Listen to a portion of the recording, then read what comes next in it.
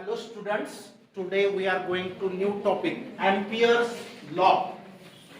Ampere is the name of scientist who discovered or put forward a law to find the magnetic field in different situations. म्हणजे वेगवेगळ्या परिस्थितीमध्ये current कसं फिरेल तेव्हा magnetic field किती असेल, कोणत्या डायरेक्शनला असेल त्याच्याबद्दल एम्पियरने एक लॉ बनवला. तर याच्यावर क्वेश्चन एवढा मोठा येणे शक्य नाही. फक्त एम्पियर्स लॉ स्टेट करा, एक्सप्लेन येऊ शकणार नाही जवळपास. परंतु ते एक्सप्लेनेशन कसं आहे किंवा तो लॉ काय आहे त्याचा उपयोग दुसऱ्याला कसा करता येईल, मॅग्नेटिक फील्ड फाइंड आउट करण्यासाठी त्या लॉचा उपयोग दुसरीकडे कसा करता येईल याच्यासाठी तो एक्सप्लेनेशन समजणे फार गरजेचे आहे. तर बघा question, Ampere's law, state and explain Ampere's law. आता स्टेटमेंट बघण्याअगोदर आपण एक सिच्युएशन बघूया. इथं 1 2 3 4 वायर्स आहेत. त्या वायर्स 1 2 3 4 4 वायर्स आहेत. अशा 4 वायर्स आहेत. लक्ष द्या सगळ्यांनी, इतर काम बंद ठेवा. तर ह्या 4 वायर्स मध्ये डिफरंट करंट आहे, I1 I2 I3 I4. त्याच्यानंतर त्या करंट्सला एक स्पेशल साइन वापरलेला आहे, जे डॉट आहे आणि सर्कल आहे, डॉट सर्कल. तर ते current coming out of paper म्हणजे असं आहे, आडवा आहे. हा एम्पिरियन लूप आपला असा असणार आहे. हा पेपर आहे, ब्लॅकबोर्ड इज अ पेपर, आणि त्याला पॅरलल हा एम्पिरियन लूप असणार आहे. करंट 4 आहे, पैकी 2 I1 आणि I2 कसे आहेत, आउट ऑफ पेपर आहे. I1 and I2 are coming out of paper, आणि त्यांना मार्किंग साइन कसं दिलेलं आहे, डॉट. म्हणजे 2 करंट ची डायरेक्शन इकडे आहे, तर I3 आणि I4 ची डायरेक्शन तिकडे आहे, ऑपोजिट आहे. ते अँटी पॅरलल आहे. आणि त्याच्यात अजून I1 I2 I3 हे या लूपच्या आतमध्ये आहे, आणि I4 हे लूपच्या बाहेर आहे. हा लूप इमॅजिनरी आहे, वायर नाही आहे, इमॅजिनरी लूप आहे. हा एम्पियर्सने सांगितला की असा लूप तयार करायचा, कन्सिडर करायचा मनातल्या मनात, आणि त्याच्यावरून आपल्याला मॅग्नेटिक फील्ड फाइंड करता येतं. म्हणून त्याने तयार केला त्याच्या आयडियातला एम्पियरने, म्हणून त्याला एम्पिरियन लूप, ह्या लूपला, या सर्कलला एम्पिरियन लूप असे म्हणतात. आता बघा, हा हँड आहे. हा हँड या वायरला पकडलंय त्याने. आता समजा ही वायर आहे. हे बघा, एक वायर इकडे करंट आणते, I1 आणि I2, आणि I3 I4 तिकडे करंट घेऊन जात आहे, आणि हा एम्पिरियन लूप आहे. मग ह्याला कसं पकडणार तुम्ही बघा, याला कसं पकडणार, असं पकडणार की नाही, राईट हँड थंब रूल नुसार. कशासाठी, मॅग्नेटिक फील्डची डायरेक्शन, हे बोट जे वाढवलेली कर्ल फिंगर्स आहेत, तर ते मॅग्नेटिक फील्डची डायरेक्शन दर्शवितात. आणि अंगठा कोणत्या डायरेक्शनला ठेवावा लागतो आपल्याला, करंटच्या डायरेक्शन, बरोबर. ते असं आहे. ही वायरला पकडलेलं आहे असं नाही, ते सिच्युएशन या वायरला असं पकडलेलं आहे, असं आहे. तर अशी सिच्युएशन आहे. मग हे मॅग्नेटिक फील्ड कसं असेल, डायरेक्शन बघा, मॅग्नेटिक फील्डची डायरेक्शन कशी असेल, हा लूप असा व्हर्टिकल आहे, vertical. Direction of magnetic field अशी अशी अशी असेल ना, म्हणजे अशी असेल की नाही, बरोबर की नाही. या वायरला पकडलं तर डायरेक्शन ऑफ मॅग्नेटिक फील्ड ही अशी अशी असेल, म्हणजे या डायरेक्शनला असेल. आणि ह्या एम्पिरियन लूपच्या इमॅजिनरी काल्पनिक लूपचा एक तुकडा घेतला आपण इलेमेंट, त्याची लेंथ डीएल आहे. किती आहे? डीएल. आता या डीएल हा एक वेक्टर आहे, त्याला फिक्स्ड डायरेक्शन आहे. ही डायरेक्शन आहे त्याची. ती डायरेक्शन डीएल ची डायरेक्शन आणि बी हे दोघं वेक्टर आहेत. Magnetic field induction is a vector quantity आणि यांच्यामध्ये थीटा एवढा अँगल असेल. किती पण असेल थीटा आपण कन्सिडर करूया. समजली ही सिच्युएशन? आता हे काय आहे? Direction of integration. म्हणजे इंटिग्रेशन कसं करायचं? तिकडून असं बीडीएल बीडीएल बीडीएल च एकत्रीकरण करत यायचं. एका ठिकाणाहून स्टार्ट करायचं, तिथं परत यायचं आणि एंड करायचं, म्हणजे integration.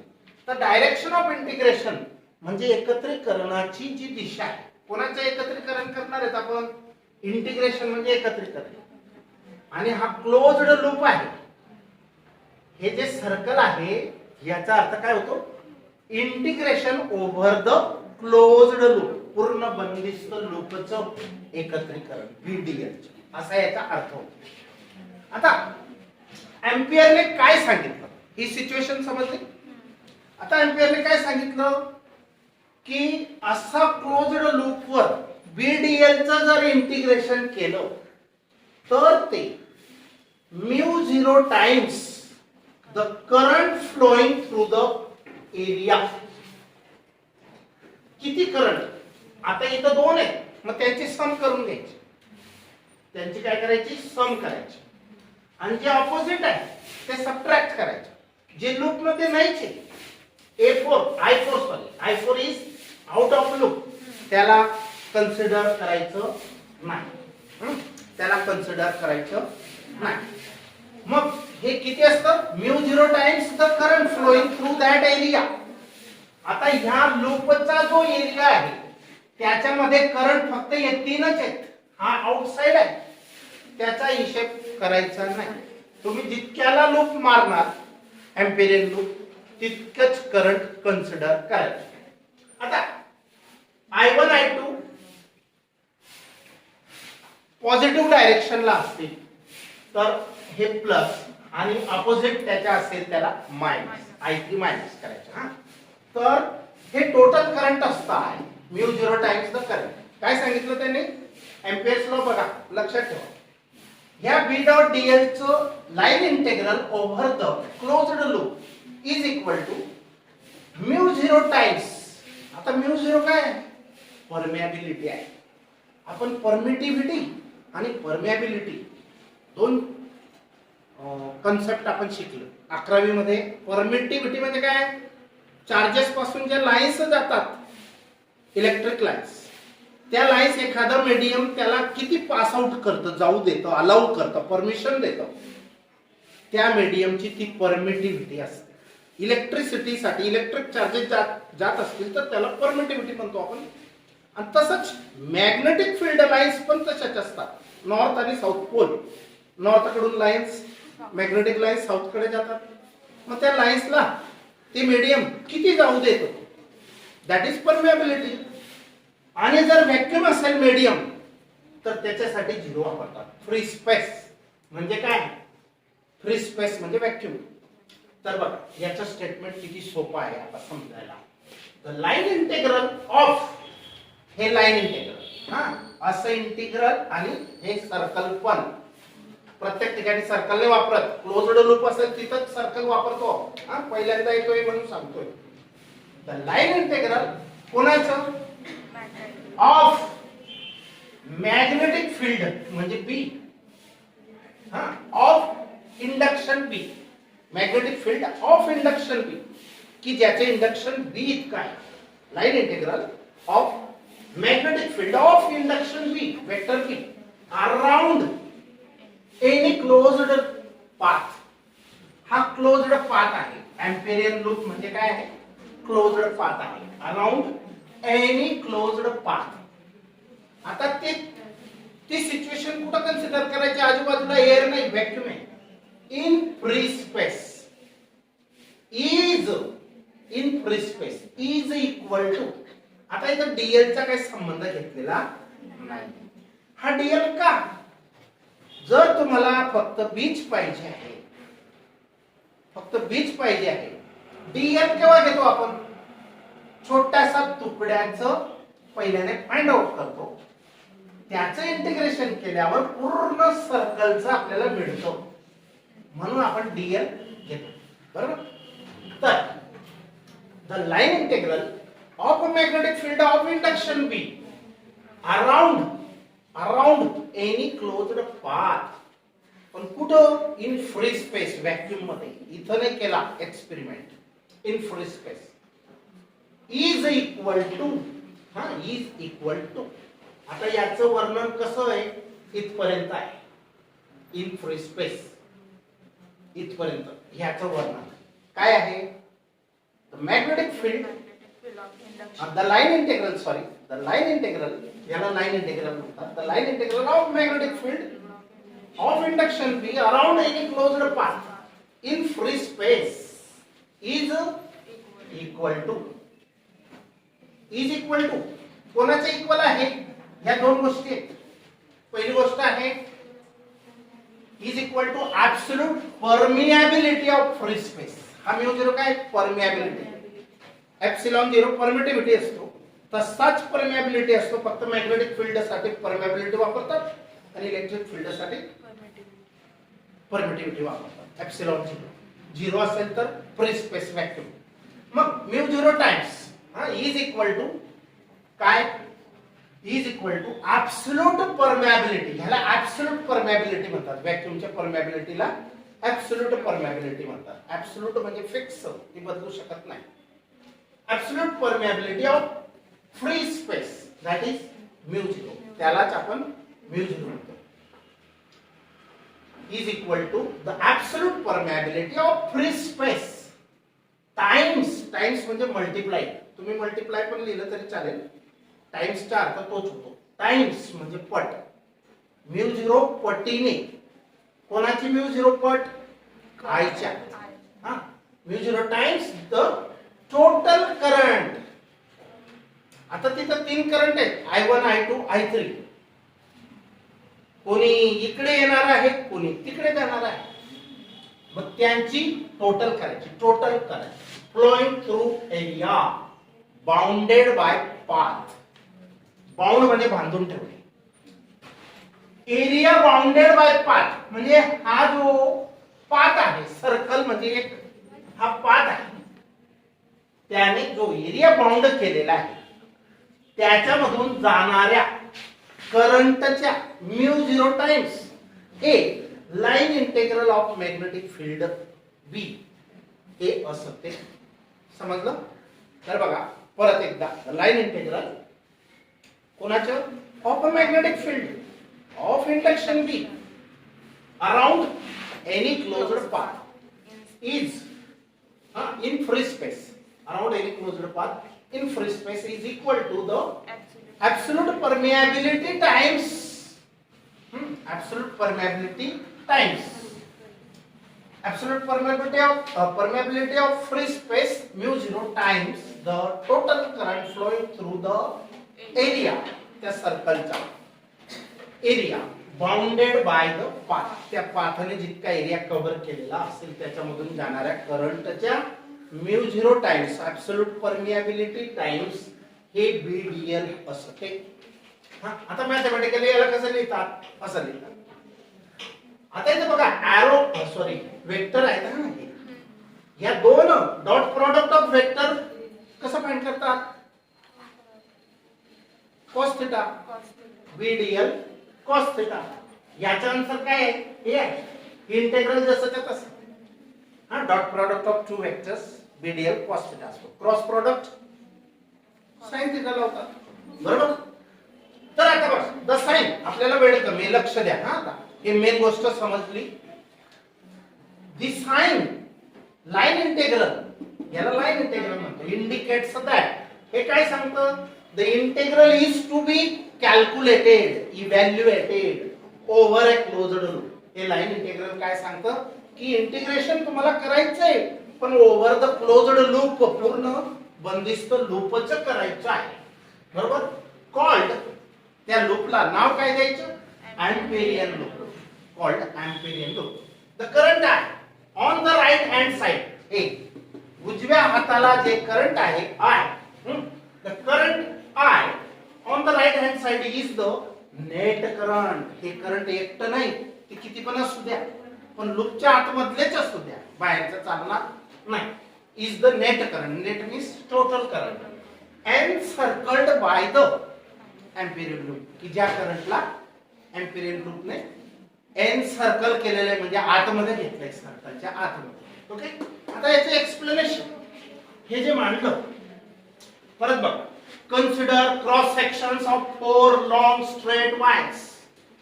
4 long straight wires, 4 wires आहेत, लॉन्ग आहेत, त्यांना कापलेलं आहे.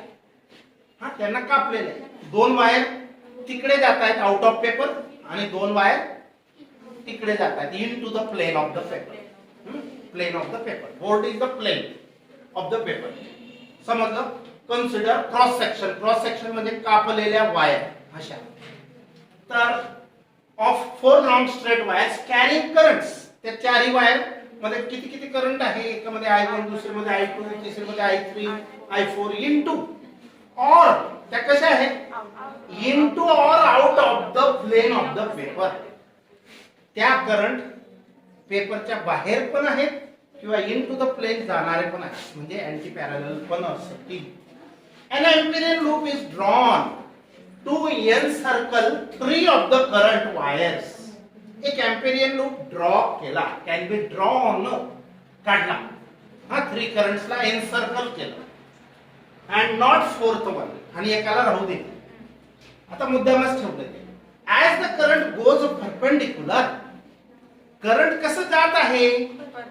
परपेंडिक्युलर. लूप कसा आहे? असा आहे. हा, लक्षात घ्या. तर as the current goes perpendicular to the plane of the paper, पेपरच्या प्लेनला करंट हे परपेंडिक्युलर आहे. हा, बी मात्र कसं आहे? या करंटला आपण, हे करंट इकडे जात आहे, तर बी कसा घेतो? Into the plane of the paper. म्हणजे ही जी डायरेक्शन आहे ही अशी आहे, कोणाची? बी ची डायरेक्शन. लक्ष द्या, करंट असं आहे, आणि आपण राईट हँड थंब रूलने करंटच्या दिशेला थंब आणि फिंगर्स त्याच्या अराउंड, म्हणजे याला हे परपेंडिक्युलर आहे ना, सायकल, चक्र. तर as the current goes perpendicular to the plane of the paper, B is in the plane of the paper. B कसा आहे? Plane of the paper. असा आहे, सर्कल मध्ये येतो, आडवा आहे. करंट असा आहे, असं आहे करंट, आणि हा बी असा आहे, बरोबर? Is in the plane of the paper. Even if, जरी का, it's a direction is unknown, जरी त्याची डायरेक्शन आपल्याला आता माहित नाही, पण तो असाच असेल. कसा असेल? In the plane of the paper असेल, आणि direction of current is perpendicular to the plane of the paper आहे, आयदर इन दिस डायरेक्शन और इन दिस डायरेक्शन. करंट जर इकडे असेल तर त्याची डायरेक्शन, बी ची डायरेक्शन ही अशी असेल. या 2 करंट साठी त्याची डायरेक्शन, या बी ची डायरेक्शन अशी असेल, आणि करंट इकडे असेल या दोघांसाठी तर ती अशी असेल, anti clockwise, in the plane of the paper असेल. समजलं? म्हणून ती अननोन आहे, अजून ठरवली नाही. आता 4th पॉइंट बघा. द लेंथ एलिमेंट, हा छोटासा, हा लूप सर्कल मोठा आहे, हे लूप सर्कल फार मोठा आहे, त्याचा एक तुकडा आपण कन्सिडर केला, डीएल. फक्त या डीएल मुळे, या एवढ्या dl, the length element on the Amperian loop, या एम्पिरियन लूप वर इज डीएल. हा डीएल एवढा लेंथ एलिमेंट आहे. एलिमेंट म्हणजे एक छोटासा ऍटम, जसा पार्ट आहे एलिमेंट, ते मेनी मिळून एक मोठी वस्तू बनणार, तसं हा एलिमेंट आहे. DL is the part, small element. तो कसा आहे? DL in the plane of paper आहे. लक्ष द्या, कोण कोण इन द प्लेन आहे? बी आणि डीएल, दोघही in the plane of the paper आहे. डीएल ची पण डायरेक्शन अशीच आहे सर्कलची, आणि बी पण तसंच आहे, टँजेन्शियल. बी टँजेन्शियल आहे. तर बी डीएल, आता फक्त बघा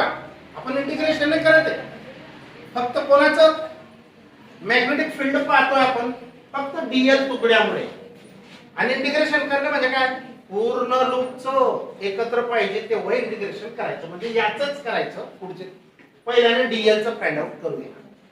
मग बीडीएल, फक्त डीएल मुळे मॅग्नेटिक फील्ड किती आहे ते असेल बी डॉट डीएल.